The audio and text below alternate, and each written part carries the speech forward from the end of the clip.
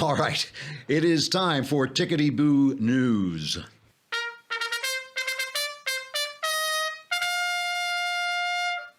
So, I want to talk. I've been talking a lot about that. We're talking about this fusion GPS, and the media and the Democrats, but I repeat myself, are selling this idea that the fact that Hillary Clinton and the Democrats paid for the Steele dossier that Fusion GPS collected, which was a British agent, an ex-British spy collecting from Russian agents, that somehow is not the important news, even though what Paul Manafort was just indicted for was for running an organization that that was a Russian front and talking to the Democrats. So all they want is to get at Trump. All anybody wants to get at Trump.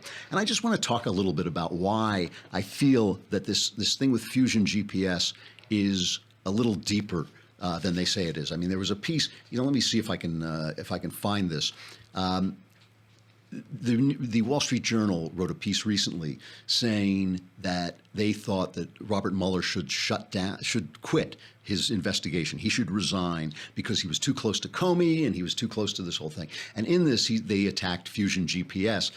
And everybody went nuts because they had stepped out. Now, I disagree with this, by the way. I think Mueller should finish his job, do what he's going to do. I think he should, I think we can hold him to account. I don't think we have to trust him. I don't think we have to believe in him. But so far, I haven't seen him doing anything except in his appointments, because it seems like he's got a lot of Democrats on his team. But so far, I haven't seen him doing anything egregious. And let's find out what he's going to do. Let's let him finish, because otherwise it's just going to make Trump look like he's covering up.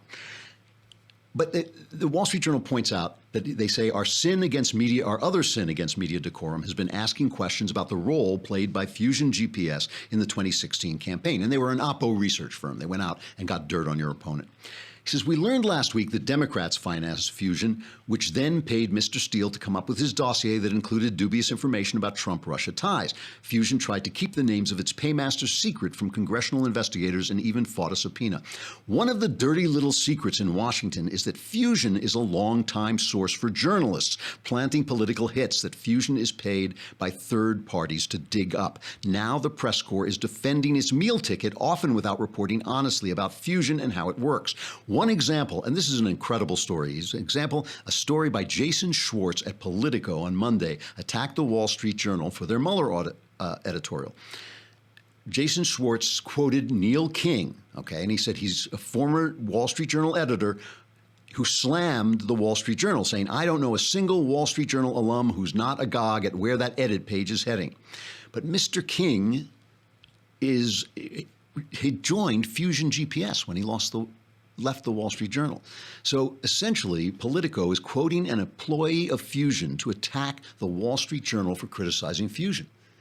That is what's happening, okay? And even better, Mr. Schwartz didn't tell his readers that Mr. King has worked for Fusion. Mr. Schwartz also failed to point out that Mr. King's wife, also a former Journal reporter, worked in the Obama White House. Now, this whole thing with Fusion just speaks into a way that we don't follow who these reporters are, and we don't follow what they do, and we don't know who their sources are. And when they say anonymous sources, we don't know what they're selling. I frequently pick on the press for taking Donald Trump's quotes in the worst possible way. And Trump's not that articulate, and he speaks brashly and all this stuff. But I'm always pointing out this thing that they did to him at Charlottesville, where he was talking about and I said it was clumsy, it was stupid, he shouldn't have done it, but he was talking about the people who didn't want the Robert E. Lee statue to be taken down. We have the cut, right? It's number 16. Let's just play Trump doing this. And you had some very bad people in that group, but you also had people that were very fine people on both sides. You had people in that group, excuse me, I saw the same pictures as you did.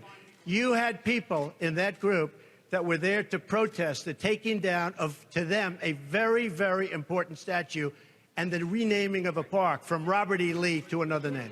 So obviously, it's really obvious when you hear what he's saying that he's talking about the very fine people who were trying to protect the statue. I don't even know if there were any there. And I agree, just like with Jake Tapper, I agree that was not the time to bring this up, just like it wasn't time to bring up Muslim weddings after the guy runs it over. Not the time to bring it up. But headline in the New York Times was Trump gives white supremacists an unequivocal boost, right? That's the headline in the New York Times. The piece is written by Maggie Haberman and Glenn Thrush. And what I want to point out, I talked about Maggie Haberman earlier. She is described in in Cheryl Atkinson's new book, Smear, there were memos from the Democrats saying, we have had Maggie tee up stories for us before, and we've never been disappointed. Maggie Haberman is an ideal, friendly journalist willing to generate positive press for the Clinton campaign. And Glenn Thrush, let's not forget, remember when they were leaking John Podesta's emails? One of them was Glenn Thrush sharing his stories with Podesta and asking him to basically approve of them. So Glenn Thrush was also basically a Democrat operative. So when you're reading these stories, you are not reading the news. You are reading Democrat operatives with press cards delivering this stuff. And that is, as we go forward, and as I assume the Mueller investigation is going to produce more indictments and all that stuff, that is something just to remember as you're reading about it. Look, it doesn't mean Trump is always right. It doesn't mean the Republicans are always right. It doesn't mean the Democrats are always wrong. It simply means that we are dealing with an empire of lies, which is the mainstream media. I believe it's crumbling, but it's still there. It's very much in place. These guys are all connected with each other, and they are selling a line. They are selling a line. And that's why you got to come here. That's why you got to come here. You can come here and listen to The Andrew Klavan Show. I am Andrew Klavan. This is The Andrew Klavan Show, and we'll be back again tomorrow.